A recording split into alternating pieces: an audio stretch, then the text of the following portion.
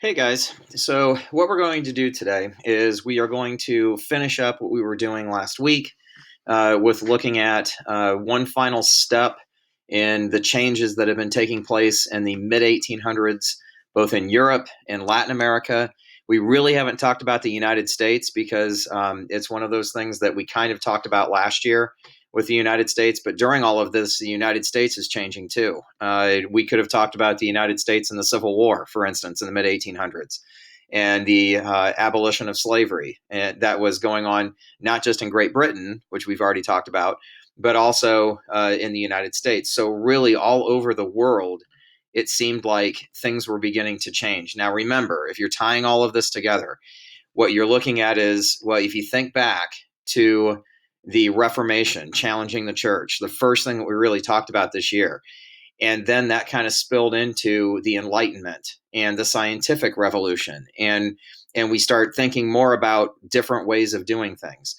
Well, what you have then by the middle of the 1800s is you have all of these different types of things that have been challenged. And think about the American Revolution. That then had an effect on the French Revolution. And once you had a couple revolutions that were successful like that, then other places like Latin America, like we talked about last week, started to revolt against the Spanish that had been in Latin America for over 300 years. And so you have a lot of different changes going on in the middle of the 1800s. And not to make you go, but we're not done yet. What we're going to look at next is Africa, believe it or not, and what European countries will wind up doing to Africa, but that's later. So what we look at today is we're going to finish up the changes in Europe, and the best way for me to have you think of this is that by the end of all of this, and you see what you see on this map that gets created. Remember, German Empire, Austria-Hungary, and the Ottoman Empire. We'll actually talk about Austria-Hungary today. Italy will emerge as a nation. Germany will emerge as a nation.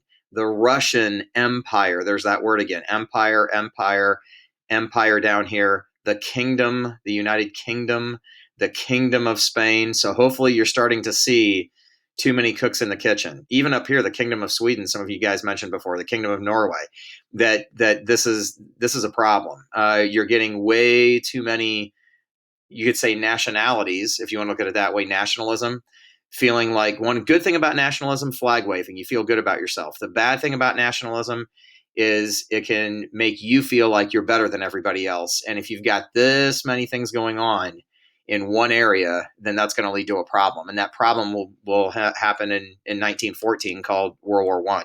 So we're getting there. We're getting there. Okay.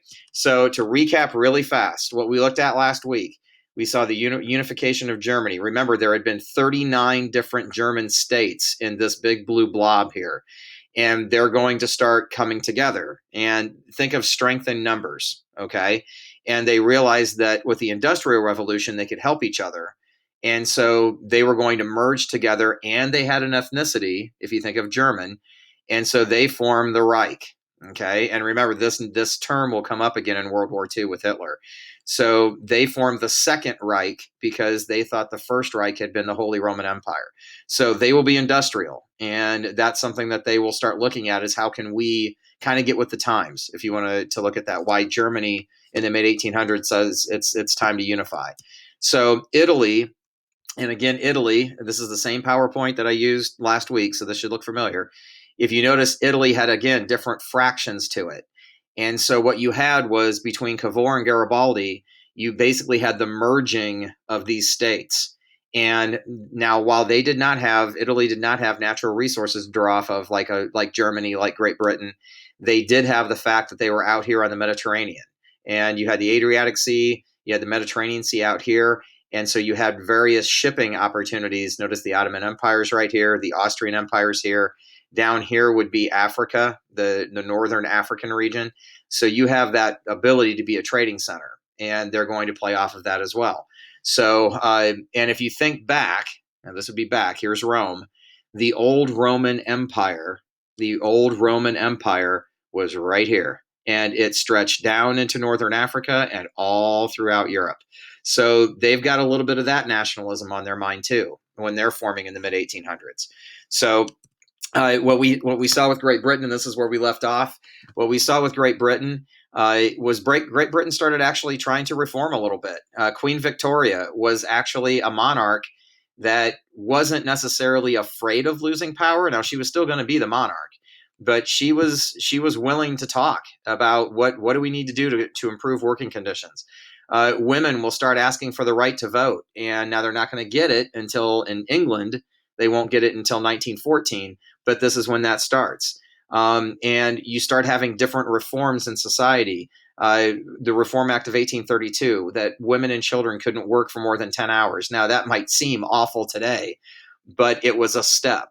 And Queen Victoria was willing to not only do some of these things, but she's going to be kind of the reason that Parliament gains more power. Parliament in Britain is like Congress in the United States. So she gives more power to Parliament. She gives up some of her power, if you want to look at it that way. And then you're going to have in 1833, Britain abolishes slavery in their colonies and later on in the whole kingdom itself. And so they do this before the United States does it. So again, this is kind of looking at realpolitik, at realism, at what issues do we have, and how do we actually go about solving them. Now, here we go with the three groups that didn't get to go, and my apologies for that, but welcome to 2020 and COVID. I know you understand. So in Ireland, who's in control of Ireland? Well, here's Ireland, and a lot of the heat comes on Northern Ireland a lot. That's the part of Ireland that tends to be the most vocal, even today. Well, the United Kingdom, okay, if I go back to this map, notice the United Kingdom, and Ireland is a part of that. Okay, so now this is part of my heritage, guys. I'm a redhead. So what's going to happen in Ireland is they're going to have the same idea. They're going to be like, why are we part of you? And who says that this has to keep going? Irish peasants were very, very poor at this point. The English, they were called absentee landlords, and absentee or absent. So the land was owned, especially in Northern Ireland, the land was owned by England, and the people who owned the land lived in England. They didn't live in Ireland. So I'm a peasant working the land here, and the people that own it are in England. And so absentee landlord. So they start fighting. They start fighting for their rights. And what they're going to have is they're going to start demanding something called home rule. And it sounds exactly, hopefully that makes sense to you, home rule, that you're absentee landlords over here. So let us create some of our own laws. And for instance, Ireland, very Catholic, very Catholic. Irish, that nationality, that ethnic group, it tends to be Catholic. I'll give you an example. The Irish in Tiffin built St. Mary's, so that was originally an Irish church, and so now when you think of that, then okay, the Catholic Emancipation Act, England throws them a bone. They basically say, okay, we hear you. We aren't going to give you up completely, but how about this? And what happens with the Catholic Emancipation Act in 1829? England said, well, okay, Irish Catholics, we are going to allow to vote and to hold office in the United Kingdom. And so you're still a part of this, but for the first time, we're including you in the government. We're including you in the right to vote, and we're including you in running for office. So this was, while it seems religious, it is. It hopefully tells you about the politics too. They weren't allowing Irish Catholics to run for office. So because England was Protestant, they were not Catholic. And so they were kind of shunning you if you were Catholic. And so that's really what we're talking about with Ireland. And slowly over time, the Irish will continue to push for Ireland for the Irish. And it will not happen until after World War One, but Parliament eventually will pass a home rule bill for Ireland. Now, again, that still makes them part of the United Kingdom, but the home rule bill that they'll pass right before World War One will start will allow Ireland to kind of govern themselves. Now, I got to stress, once World War One started, they put it on hold. So England passed it, and then about a year later, right about the time they were going to enact it, World War One would start. And they said, well, wait a minute, we all have to be together. and so they had to wait a little bit longer for that. So, and if you can see this depiction again, this would be a Catholic depiction, but you kind of have the beggars, if you want to say to that. But it's almost like if you look at this, if I said to you, who would this be? And you might say they look English. They kind of do. And so this would be kind of what the English thought of the Catholic Church, why they shunned the Irish Catholics. And so, guys, this is still a problem now. I can tell you that the IRA is the Irish Republican Army. We'll talk about them later in this course. The IRA is from Northern Ireland, and in today's world, England would refer to the IRA as probably a terrorist group. They are still fighting for some rights that they don't have, and so this goes deep. Now, if you're saying, well, Ireland's its own country now, it is, but you still have issues with England, with the home country as well. And notice on this map, Northern Ireland is still green. So yes, this part of Ireland will be able to rule themselves later on. This part will not. That's interesting. What's there that England doesn't want to lose? We'll get to that later on. Now, France, here we go again. And I know if you're saying, oh, for gosh sakes, welcome to why I don't like being French. Hopefully you guys are understanding this now. When I found out a few years ago that I was part French, it was like, oh, and it's because I know all of this. It's like, well, oh, geez, France just can't get it right. So here we go. This time what we're going to talk about with France is, well, believe it or not, I know this will be shocking to you. Napoleon III, if you remember, that's the last leader of France we talked about.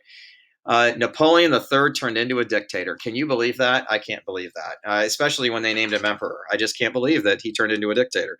So basically, what happens with Napoleon III becoming a dictator, in 1871, again, we're talking mid to late 1800s, 1871, basically what you have is you have what's called the Paris Commune. And the people of Paris, guys, we've talked about this before. This is going to sound like a broken record. The people of Paris are going to kind of barricade the city up. They had done this before, put barricades in place, block streets. They even went so far as to start setting fire to government buildings this time. So yeah, you could say this is another revolution. It's very similar. It's not going to have the scope of a revolution, but it's similar. And what they're upset with was the fact that basically it seemed like nothing had changed. And you're back to having royalty that's ruling France. So the National Assembly, when the Paris Commune started and the people started to revolt, these people, by the way, were called communards. So communards, okay.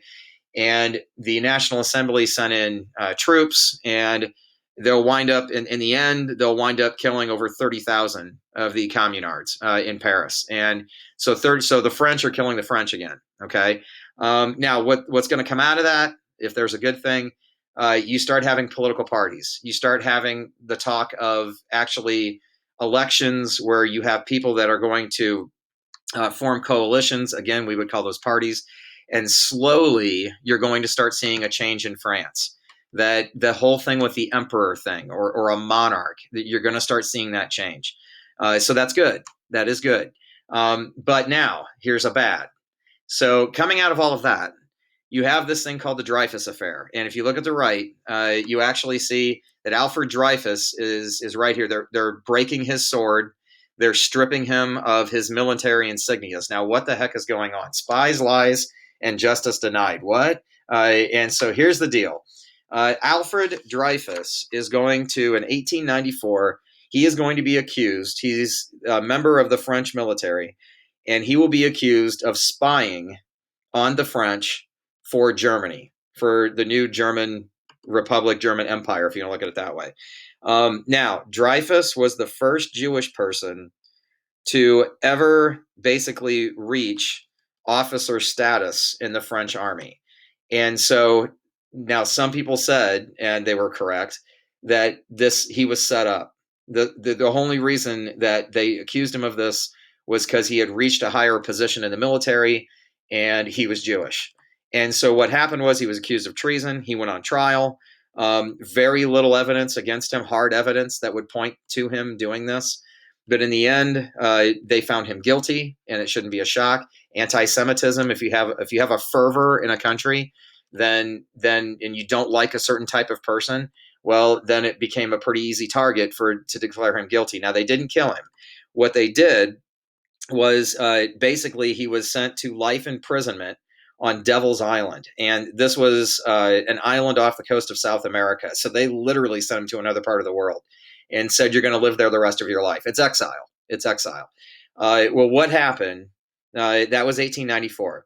In 1896, now to show you how bad the anti Semitism was, in 1896, you basically had new evidence that pointed to a completely different French officer as the person who actually spied on France. And now you would say, well, that's it. He's freed. Well, no. The military was hesitant. The courts were hesitant. They were like, well, it shows that this man was involved, but it doesn't say that Dreyfus wasn't involved, even though everybody knew that he was innocent.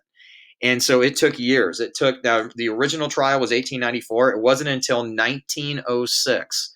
So guys, that's 12 years later that the French welcomed him back and actually said, you are reinstated into the military. It took 12 years. And by then he had to basically take it, you could say. Now in today's world, if you go to jail for wrongful imprisonment in the United States, if they find out they sent you to jail for 12 years and you were innocent, there's going to be a money settlement. You're going to make some cash out of this. Now, it doesn't mean that makes up for the time you lost. None of that happened with Alfred Dreyfus, none of it.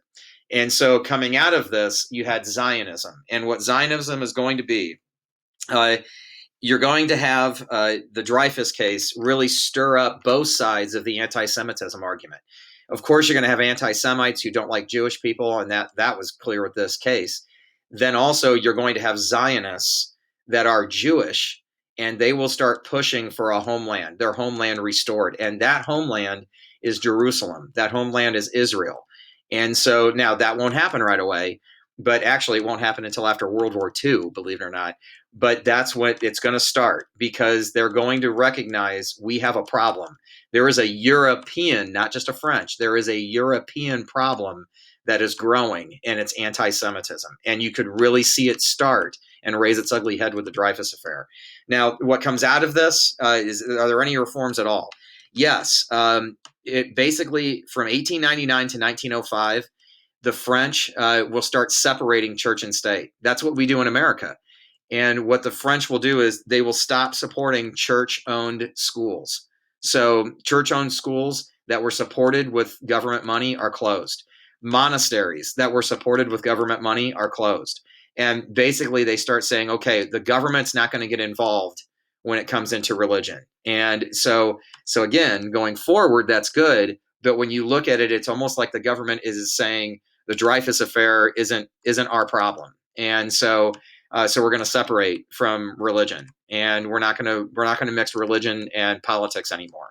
And so again, France isn't done being confusing or not totally correct, but at least it's a step in the correct direction by doing a couple things. Now, the Dreyfus affair is not. The Dreyfus affair is awful. You're accusing a guy of something he didn't do because he's Jewish. So we'll come back to that. So keep the anti-Semitism part in your mind, because World War II, you're going to see an awful lot of this going around all around Europe. By the way, early 1900s, late 1800s, that's when people like Adolf Hitler will be born. They're going to be born during all of this, during all the anti-Semitism. So again, it's going to be something that's not going away. So now, nationalism emerging, and as far as what's going to happen in the rest of Eastern Europe and Russia. So Eastern Europe and Russia, here's what's going on. And I'll make this as quick as I can and as hopefully as painless. The Habsburgs, these guys, they were the oldest ruling family in Europe. A family, like if you think of a monarchy. And the Habsburgs were in charge of pretty much what was called the Austrian Empire. Now, by the time the Habsburgs actually took over the by the mid-1800s, late 1800s, the Habsburgs basically presided over 50 million people all throughout Eastern Europe. So basically, this entire blob was the Austrian Empire. Okay, here's Austria-Hungary. That might look familiar to you on the map you guys did, but this whole area of Eastern Europe, 50 million people. Now, here's my point. Look at all the different names. Okay, Bohemia, Hungary, Austria. If you're saying Bohemian Rhapsody, yep. And Transylvania, Bosnia, and Croatia, Slavonia, and it's like, right.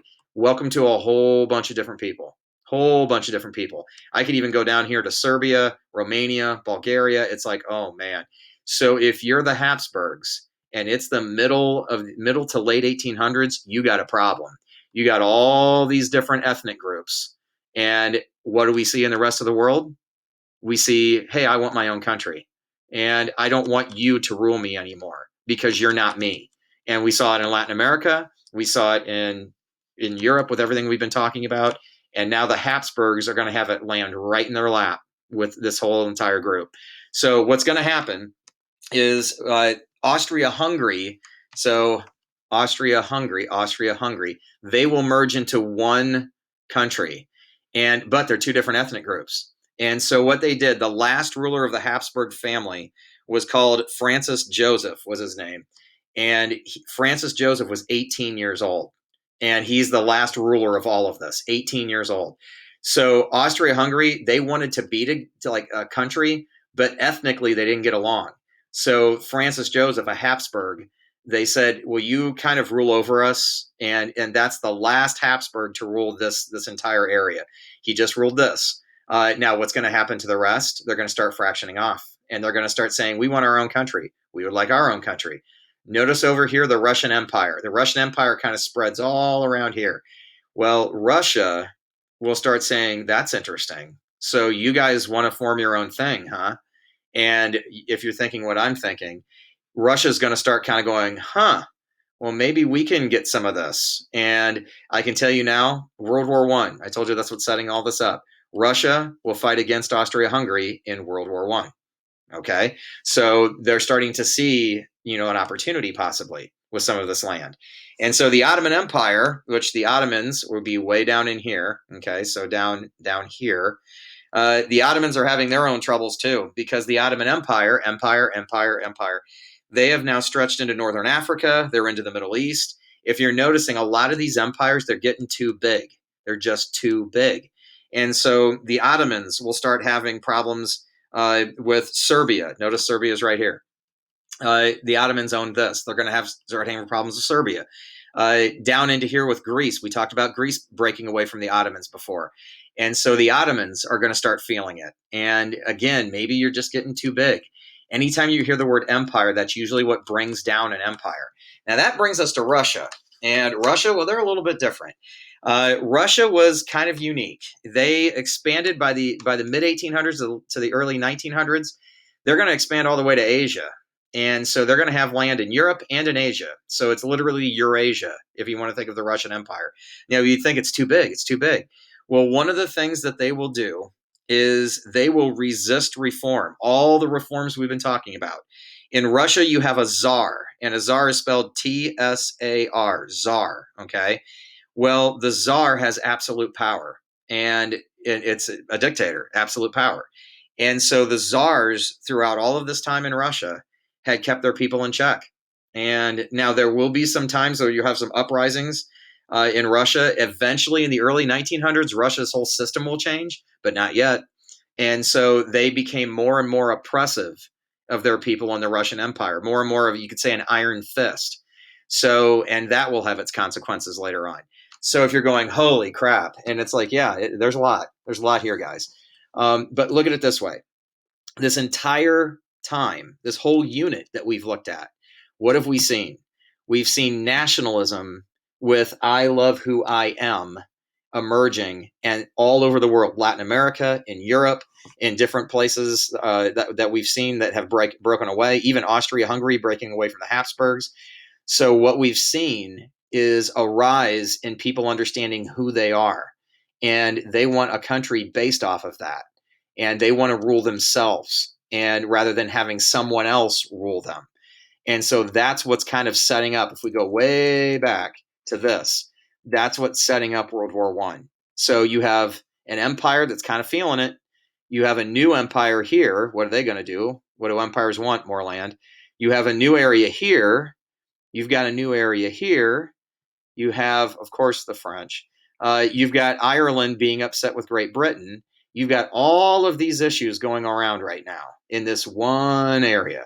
And so eventually it's going to explode. It's a powder keg ready to explode. So hopefully it makes some sense, guys. What we're going to do on Thursday is we're going to have our next test, and it'll be on Canvas. But if you have any questions or anything, let me know. I'm going to ask you a few multiple choice questions after this that you'll answer just to make sure you hit on certain points that I talked about. Thanks a lot, guys. Hang in there.